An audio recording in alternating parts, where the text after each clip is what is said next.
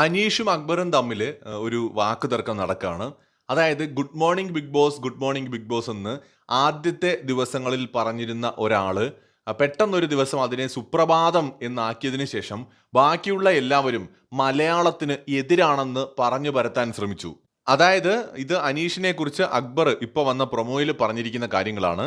ലാലേട്ടന്റെ വീക്കെൻഡ് എപ്പിസോഡിൽ ഇന്ന് അക്ബറും അനീഷും തമ്മിൽ നല്ല വഴക്ക് നടക്കുന്നുണ്ട്. അപ്പൊ ഇവിടെ നമ്മൾ ശ്രദ്ധിക്കേണ്ട ഒരു കാര്യം, ലാലേട്ടൻ വന്നിട്ട് ചോദിക്കുന്നുണ്ട്, ആദ്യ ആഴ്ചകളിൽ അങ്ങനെ പറഞ്ഞിരുന്നോ എന്ന് ലാലേട്ടൻ അനീഷിനോട് ചോദിക്കുന്നുണ്ട്. ആ പറഞ്ഞിരുന്നു ലാലേട്ട എന്ന് അനീഷും സമ്മതിക്കുന്നുണ്ട്. അപ്പോ അനീഷ് പറയുന്നത് ആദ്യത്തെ നാളുകളിൽ ഞാൻ അങ്ങനെ പറഞ്ഞിരുന്നു എന്ന് അനീഷ് പറയുമ്പോൾ ആദ്യത്തെ ഒരു 4-5 ദിവസം ഗുഡ് മോർണിംഗ് എന്ന് പറഞ്ഞത് കൊണ്ട് അടുത്ത ദിവസം സുപ്രഭാതം എന്ന് പറയാൻ പാടില്ലേ എന്നൊരു ചോദ്യം കൂടിയുണ്ട്. പറയാം, അത് അനീഷിന്റെ ഇഷ്ടമാണ്. സുപ്രഭാതം പറയണോ ഗുഡ് മോർണിംഗ് പറയണോ എന്നൊക്കെ ഉള്ളത് ശരിയാണ്. ആദ്യ ദിവസങ്ങളിൽ അനീഷ് ഇതൊരു ഗെയിമായിട്ട് ഉപയോഗിച്ചിരുന്നു, മലയാളം സംസാരിക്കണം, മലയാളത്തിൽ പറയണം എന്നൊക്കെ.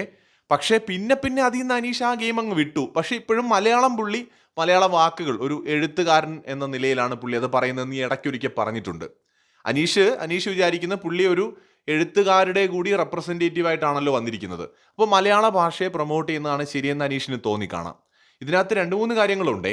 ഒന്ന്, ആദ്യ ദിവസങ്ങളിൽ വരുമ്പോൾ ആർക്കും ഗെയിമിനെ കുറിച്ച് എന്ത് ചെയ്യണം, എങ്ങനെ പോകണമെന്നൊരു ധാരണയൊന്നും ഉണ്ടാവില്ല.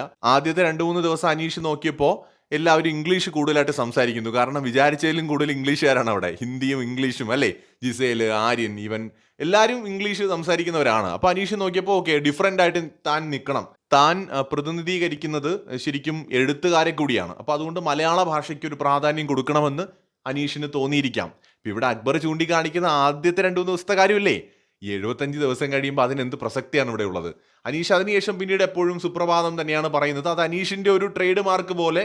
അനീഷ് എന്ന് പറഞ്ഞാൽ എനിക്ക് പെട്ടെന്ന് ഓർമ്മ വരുന്ന 2-3 വാക്കുകളിൽ ഒന്ന് അത്രമേൽ എന്ന് പറയുന്ന ഒരു സാധനവും പിന്നെ ഈ സുപ്രഭാതവും ഒക്കെയാണ്. അപ്പം അത് അനീഷിന്റെ ഗെയിമും കൂടിയാണ്. അതിന് ഞാൻ അല്ലെന്നൊന്നും പറയുന്നില്ല. എനിക്ക് വ്യക്തമായിട്ടും ഈ വീട്ടിനകത്ത് അനീഷ് കളിക്കുന്ന ഗെയിം എന്താണെന്ന് എനിക്ക് മനസ്സിലായിട്ടുണ്ട്, കൃത്യമായിട്ട് എനിക്ക് മനസ്സിലായിട്ടുണ്ട്. ആ ഗെയിം അങ്ങനെ ആരെയും വേദനിപ്പിക്കുന്നതോ ആരെങ്കിലും തകർക്കുന്നതോ ആയിട്ടുള്ള ഒരു ഗെയിം അല്ല, ഹേർട്ട് ചെയ്യുന്ന ഒരു ഗെയിമല്ല. അനീഷ് അങ്ങനെയൊക്കെ ആ ഗെയിമിനെ കൊണ്ടുപോയപ്പോഴും ഞാൻ അതിനെ എതിർത്ത് വീഡിയോ ചെയ്തിട്ടുണ്ട്. ഈ സീരിയൽ താരങ്ങളെയും അഭിനേതാക്കളെയും ഒക്കെ അടച്ചാക്ഷേപിച്ചപ്പോഴൊക്കെ ഞാൻ അദ്ദേഹത്തിനെതിരെ വീഡിയോ ചെയ്ത ഒരാളാണ്. പക്ഷെ അതൊക്കെ മാറ്റി നിർത്തിയാൽ മറ്റു പലരുമായി താരതമ്യപ്പെടുത്തുമ്പോൾ അനീഷ് ആരെയും ബുള്ളി ചെയ്യുന്നില്ല, അല്ലെങ്കിൽ ഏതെങ്കിലും തരത്തിൽ അനീഷിന്റെ ഒരു ഗെയിം കാരണം ആരെങ്കിലും ഭയങ്കരമായിട്ട് അങ്ങ് തകർന്നു പോകുന്ന അങ്ങനെയൊന്നുമില്ല. അപ്പം അതൊരു നിരുപദ്രവകരമായ ഒരു ഗെയിമാണ്. മലയാളം പറഞ്ഞു എന്ന് പറഞ്ഞാൽ ആർക്ക് എന്ത് കുഴപ്പമാണ്, അത് അനീഷ് പറഞ്ഞോട്ടെ. പക്ഷെ മറ്റുള്ളവർ മലയാളികളല്ല, മലയാളത്തെ തള്ളിപ്പറയുന്നു എന്നൊക്കെ പറയുകയാണെങ്കിൽ അത് തെറ്റുമാണ് തീർച്ചയായിട്ടും. ബട്ട് സുപ്രഭാതം എന്ന് പറയുന്നത് കൊണ്ട് ഈ ഘട്ടത്തിൽ അത് എന്ത് കുഴപ്പമാണ്? കുഴപ്പമില്ല, പറഞ്ഞോട്ടെ.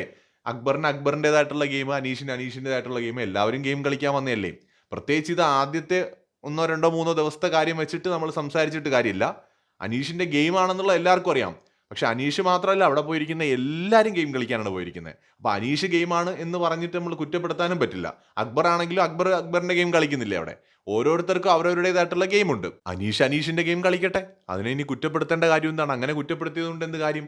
അല്ലെങ്കിൽ ഇതിനെ നിങ്ങൾക്ക് എതിർക്കേണ്ട സമയങ്ങളിൽ നിങ്ങളൊക്കെ എതിർക്കണമായിരുന്നു. അന്ന് അനീഷിനെ എതിർക്കുന്നതിൽ നിങ്ങളൊക്കെ പരാജയപ്പെട്ടു പോയതാണ്. മറ്റൊരു വീഡിയോയുമായി വീണ്ടും വരാം.